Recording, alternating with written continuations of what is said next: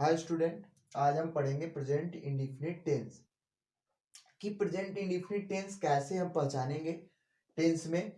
और देखिए, ये जब हम ट्रांसलेशन करते हैं हिंदी से इंग्लिश में तो सबसे इंपॉर्टेंट है, पहला हमारा अगर टेंस में उठाए अगर बनाना शुरू करेंगे तो सबसे पहला टेंस है हमारा प्रेजेंट इंडेफिनिट टेंस।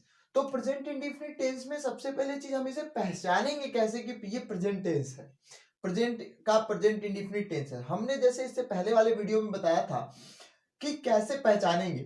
जैसे अगर प्रेजेंट टेंस की पहचान की बात करें तो उसमें हमने क्या किया था कि वाक्य के अंत में है, हूं, हो देखे थे।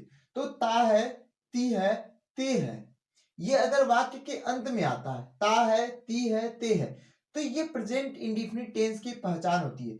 जैसे वह बाजार जाता है, बाजार जाता है।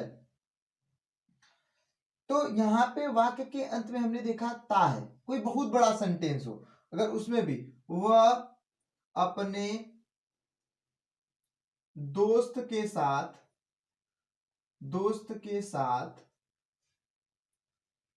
खेलने के लिए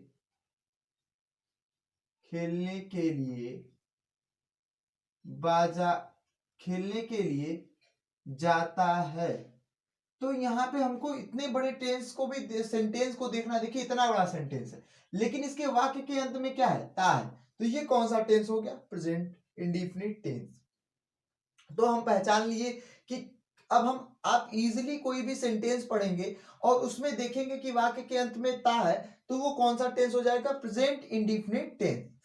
अब बात करते हैं सहायक क्रिया। सहायक क्रिया को इंग्लिश में बोलते हैं हेल्पिंग वर्ब।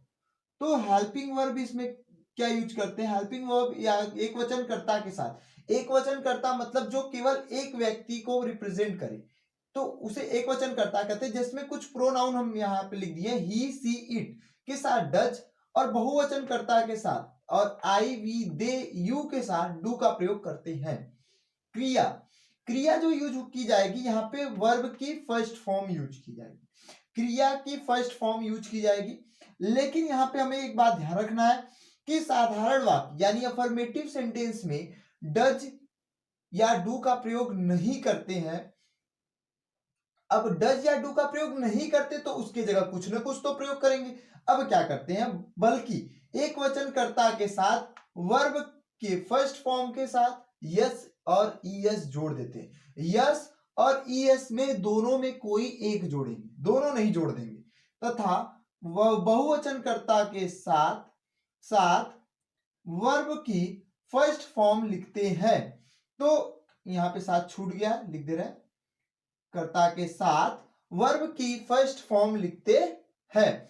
तो देखिए हमने दो चीजें सीखा, दो चीजें यहां पे जानने को मिली कि पहला अफर्मेटिव सेंटेंस, अफर्मेटिव सेंटेंस में डू या डज का प्रयोग नहीं करते, एक वचन कर्ता के साथ वर्ब के फर्स्ट फॉर्म के साथ यस और ईएस जोड़ देते हैं, तथा बहुवचन कर्ता के साथ वर्ब की फर्स्ट फॉर्म लिखते हैं। अब देखिए यहाँ पे समझने वाली बात है कि ये साधारण वाक्य कहते किसे हैं। अब हम कुछ चीजें बताएंगे जिसे आपको समझना है। जैसे कि वाक्य किसे कहते हैं, वाक्य देखिए साधारण वाक्य किसे कहते हैं, जिसमें कोई कर्ता किसी काम को कर रहा होगा। अब कर्ता किसे कहते हैं, सबसे बड़ी समस्या है कि कर्ता कैसे जानेंगे कि कर्ता कौन है और कर्ता कहते किसे। कर्ता जिसको इंग्लिश में हम सब्जेक्ट कहते हैं। इन सब टर्म को जाने बिना आप टेंस नहीं बना पाएंगे, आपको टेंस बनाने में दिक्कत होगा, क्योंकि मैं बता तो दूंगा कि कैसे कैसे बनाना है, लेकिन आप अगर सब्जेक्ट नहीं खोज पाएंगे, आप वर्ब नहीं खोज पाएंगे, आप वाक्य नहीं पहचान पाएंगे तो आप सेंटेंस को नहीं बना पाएंगे। तो सबसे पहले हम सीखेंगे कि वाक्य, पहले जानेंगे कि कर्ता किसे कहते हैं। कर्ता, कर्ता मतलब होता है सब्जेक्ट, सब्जेक्ट मीन्स डूअर, जो काम को कर रहा हो उसे कहते हैं कर्ता। जैसे वह बाजार जा रहा है, यहां वह, मान लीजिए ये हम बना दिए किसी एक व्यक्ति को, और यहां पे इसको मकर संक्रांति का समय है, आज मकर संक्रांति का दिन है, और इसको दे देते हैं पतंग उड़ाने के लिए। तो ये पतंग उड़ा रहा है, हम कहेंगे कि राम पतंग उड़ाता है, उड़ाता है। अब आप बताइए इसमें कर्ता कौन है, पतंग उड़ाने का काम कौन कर रहा है, राम। तो राम क्या हुआ, कर्ता हुआ। अब हम कहें इसमें काम कौन सा हो रहा है, इसमें काम क्या हो रहा है, वो कौन सा काम कर रहा है, तो कहेंगे उड़ाने का काम कर रहा है, वो उड़ाने का ही काम कर रहा है ना। तो उड़ाना क्या हुआ, क्रिया यानी वर्ब। तो दो बातें समझ में आ गई कि एक कर्ता किसे कहते हैं, ये क्रिया किसे कहते हैं। कर्ता यानी जो काम को कर रहा हो, जो काम को कर रहा हो उसे कर्ता कहते हैं, और जो काम किया जा रहा हो उसे क्रिया कहते हैं। अब इसमें एक और टर्म आ जाता है कर्म, जिसके ऊपर काम हो रहा हो उसे कहते हैं कर्म। जैसे पतंग उड़ा रहा है, पतंग क्या उड़ा रहा है, पतंग उड़ा रहा है, तो ये है कर्म। अब बात करते हैं वाक्य की। वाक्य देखिए, हमको अगर ट्रांसलेशन के अकॉर्डिंग देखेंगे तो तीन तरीके के वाक्य हमें सीखना है। पहला अफर्मेटिव यानी साधारण वाक्य, दूसरा जो होगा नकारात्मक वाक्य, तीसरा जो होगा प्रश्नवाचक वाक्य। देखिए आज हम सीखेंगे साधारण वाक्य कैसे पहचाने। जब कोई कर्ता किसी भी काम को कर रहा हो उसे साधारण वाक्य कहते हैं। अगर इसी में नहीं लग जाता है, जैसे वो अपने दोस्त के साथ खेलने के लिए बाजार नहीं जाता है, खेलने के लिए नहीं जाता है, सपोज करिए यहां नहीं लग गया, तो ये चीजें मना कर रहा है कि अब वो काम नहीं होगा, तो वहां पे क्या करेंगे, ये निगेटिविटी को शो कर रहा है, निगेटिव। तो इसी से बनता है निगेटिव सेंटेंस यानी कि नकारात्मक वाक्य। इससे क्या बनता है, नकारात्मक वाक्य। अब अगर कोई आपसे प्रश्न पूछ दे, प्रश्न पूछ दे कि क्या आप पढ़ रहे हैं, तो आप कहेंगे हाँ या नहीं। तो प्रश्न भी देखिए, जो प्रश्नवाचक वाक्य होता है जिसको इंग्लिश में बोलते हैं हम लोग इंट्रोगेटिव सेंटेंसेस, वो दो तरीके से होते हैं। एक तो होता है साधारणतः हम क्या कर लेते हैं, उनसे कुछ प्रश्न पूछते हैं जिनका उत्तर यस और नो में आ जाता है, यस या फिर नो में आ जाता है, उन्हें कहते हैं यस और नो टाइप इंट्रोगेटिव सेंटेंसेस। दूसरा होता है जिनका आप खूब एक्सप्लेन करके उसका आंसर देना पड़ता है। जैसे हम पूछे आप क्यों पढ़ाई कर रहे हैं, तो आपको एक्सप्लेन करना पड़ेगा, तो उसके लिए क्या होता है, WH टाइप इंट्रोगेटिव सेंटेंसेस।